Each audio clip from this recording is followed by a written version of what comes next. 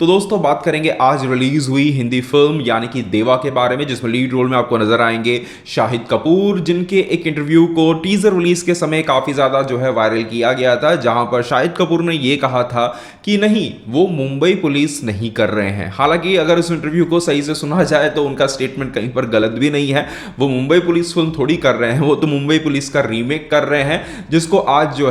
Release किया गया है। शाहिद कपूर ने कहीं पर झूठ नहीं बोला था, उन्होंने कहा था कि नहीं, मैं मुंबई पुलिस नहीं कर रहा हूं, मैं दूसरी फिल्म कर रहा हूं। तो वो दूसरी फिल्म मुंबई पुलिस का रीमेक है, मुंबई पुलिस नहीं है। तो यहां पर अगर देखा जाए तो आज से तकरीबन 10-11 शायद 12 साल पहले रिलीज हुई फिल्म मुंबई पुलिस की अगर हम बात करें तो फ्रेंडशिप के इर्द गिर्द एक क्राइम हो जाता है, और क्राइम के इर्द गिर्द 3 सवाल घूमने लगते हैं कि क्राइम किसने किया, क्यों किया और कैसे किया। ये 3 सवाल बहुत ही इंपॉर्टेंट हैं, और इन्हीं 3 सवालों के साथ थोड़ा बहुत अगर खेला जाता यहां पर फिल्म देवा के अंदर, तो मेरे हिसाब से ये फिल्म उन लोगों को एक डिफरेंट एक्सपीरियंस दे सकती थी जिन्होंने मुंबई पुलिस फिल्म देखी हुई है। इसीलिए इस वीडियो के अंदर मैं एक चीज शुरू से ही क्लियर करना चाहूंगा कि ये रिव्यू केवल उन्हीं लोगों के लिए है जिन्होंने मुंबई पुलिस फिल्म देखी हुई है, क्योंकि जिन्होंने नहीं देखी है उन्हें कैसी लगेगी वो मैं नहीं बता सकता हूं। और मैं अपने आप से झूठ कैसे बोलूं कि भाई हाँ, मैंने तो मुंबई पुलिस भी देखी हुई है और मैंने ये फिल्म भी उतनी ही एंजॉय की जितनी मैंने मुंबई पुलिस को किया था, क्योंकि मुंबई पुलिस फिल्म पूरी तरीके से डिपेंड करती है अपने राइटिंग के ऊपर। ऑब्वियसली परफॉर्मेंस है उसमें पृथ्वीराज सुकुमारन की, बाकी एक्टर्स की, पर हाँ, राइटिंग, एक थ्रिलर फिल्म के अंदर राइटिंग काफी मायने रखता है, स्क्रीन प्ले काफी मायने रखता है। अब क्योंकि देवा फिल्म की अगर मैं बात करूं तो देवा फिल्म ऑलमोस्ट 90% मेरे हिसाब से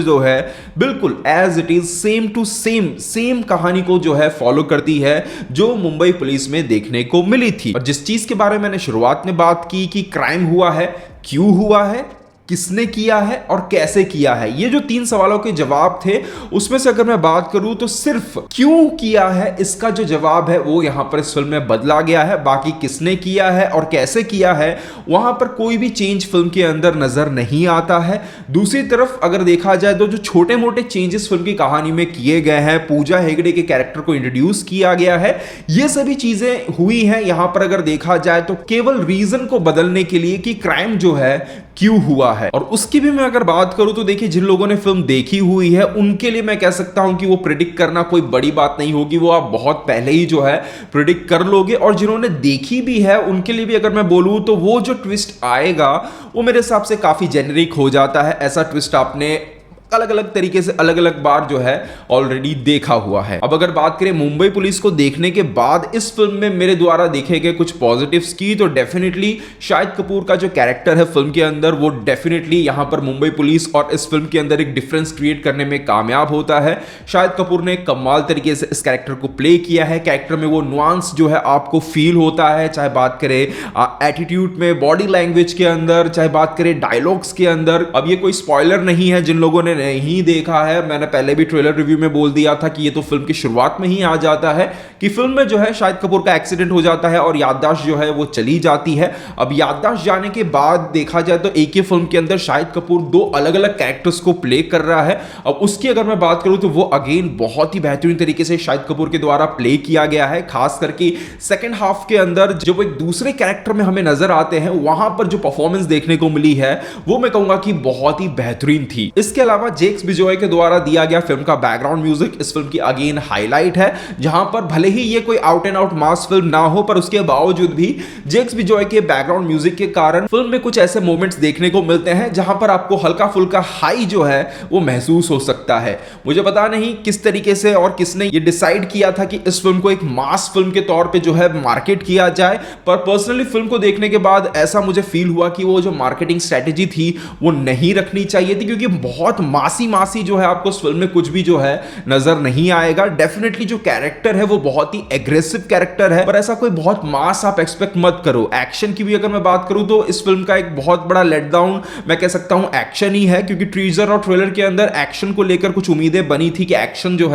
अच्छा होगा, वो मुझे बहुत ही एवरेज सा फील हुआ। अब क्योंकि मैंने ओरिजिनल देखी हुई है तो उसके बाद जब मैं आज इस फिल्म को देखने बैठा था तो सच कहूं तो फिल्म का फर्स्ट हाफ काफी हद तक बोर कर रहा था। कुछ जो एक्स्ट्रा सीन्स भी आ रहे थे वो ऐसा लग रहा था कि ड्रैग हो रहा है। इवन अगर फिल्म की शुरुआत की मैं बात करूं तो शुरुआत में जो एक्सीडेंट देखने को मिलता है वो एक्सीडेंट मैं कह सकता हूं कि आज से 10-12 साल पहले पृथ्वीराज सुकुमारन वाली जो फिल्म थी मुंबई पुलिस, उसमें जो एक्सीडेंट देखने को मिला था वो और बेटर लगता है। वो एटलीस्ट एक ओपनिंग सीन के अंदर जब लीड एक्टर ओपनिंग सीन में ही उसका एक्सीडेंट हो जाता है तो वो जो एक शॉक वैल्यू वो एक्सीडेंट देना चाहिए, जिन्होंने नहीं देखा है वो नहीं देगा। बहुत ही मतलब लेजी तरीके से उस पूरे सीन को जो है डिजाइन किया गया है, ऐसा फील होता है। बाकी देखिए थ्रिलर फिल्म के केस में तो ये जाहिर सी बात है, जिसने ओरिजिनल देखी है उसे उस तरीके का इंगेजमेंट जो है रीमेक वर्जन में नहीं मिलेगा, क्योंकि उसे सब कुछ पता है कि आगे क्या होने वाला है, तो उस चीज को हम ज्यादा हाईलाइट नहीं करेंगे। मेरा जो पर्सनल थोड़ा इंटरेस्ट था वो यहां पर था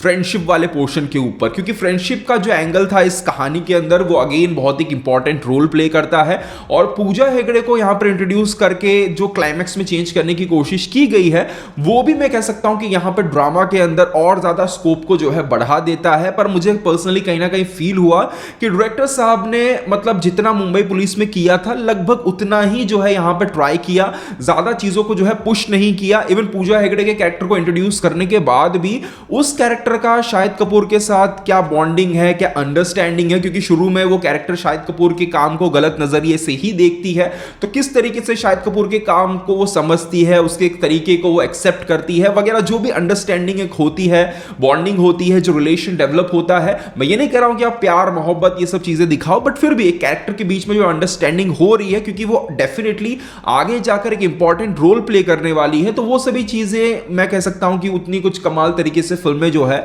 डेवलप नहीं हुई हैं। हाँ डेफिनेटली कुछ मोमेंट्स दिए गए हैं जहां पर आपको फ्रेंडशिप फील होगी, पर क्योंकि ये फिल्म थोड़ा सा जो है चीजों को ब्लेंड करने की कोशिश कर रही है, एग्रेशन, मास, एक्शन, ये सभी चीजें साथ एक इंटेंस थ्रिलर के तौर पे भी कंटिन्यू कर रही है, तो इन सभी चीजों के बीच में कहीं ना कहीं वो जो एक इमोशनल बॉन्डिंग थी यहां पर फ्रेंड्स के बीच में, वो मेरे हिसाब से उस तरीके से यहां पर इस फिल्म को देखते समय मुझे महसूस नहीं हुई। फर्स्ट हाफ के कंपेयर में सेकंड हाफ कहूं तो ज्यादा बेटर था, रेसी पेसी तरीके से जो है कहानी आगे बढ़ती है, क्योंकि वहां पर एक्स्ट्रा कुछ ऐड करने के लिए ज्यादा बचा नहीं था सिवाय क्लाइमैक्स को छोड़ते हुए। ओवरऑल अगर कहूं तो मैं तो ये बिल्कुल नहीं कह सकता हूं कि जिन्होंने मुंबई पुलिस नहीं देखी है उनको ये फिल्म कैसी लगेगी, वो मैं बिल्कुल नहीं कह सकता हूं और उस चीज में मैं घुसना भी नहीं चाहता हूं। बस मेरे पर्सनल एक्सपीरियंस की मैं बात करूं तो मुंबई पुलिस देखने के बाद मेरे को इस फिल्म के अंदर बहुत कुछ इंटरेस्टिंग जो है देखने को नहीं मिला, सिवाय अगर कहा जाए शाहिद कपूर के। उस बंदे का काम फिल्म में टॉप नॉच है, बहुत ही कमाल का काम किया है, बहुत ही ऑनेस्टली जो है कैरेक्टर को उसने प्ले किया है,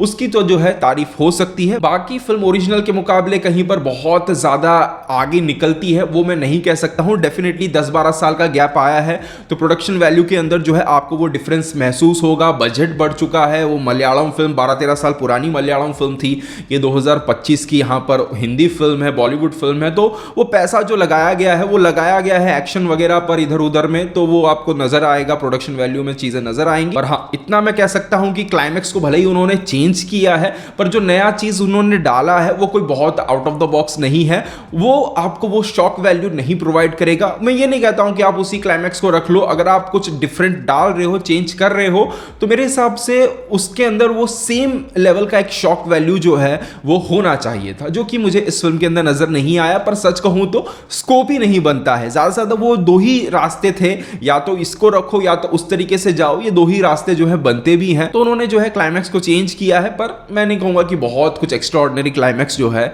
निकल के आया है। तो ये था मेरा ओपिनियन फिल्म देवा को लेकर। अगर आपने फिल्म देख ली है तो आपको फिल्म कैसी लगी है कमेंट सेक्शन में जरूर बताइएगा। मिलते हैं हमारे अगले वीडियो में, तब तक के लिए बाय बाय, टेक केयर।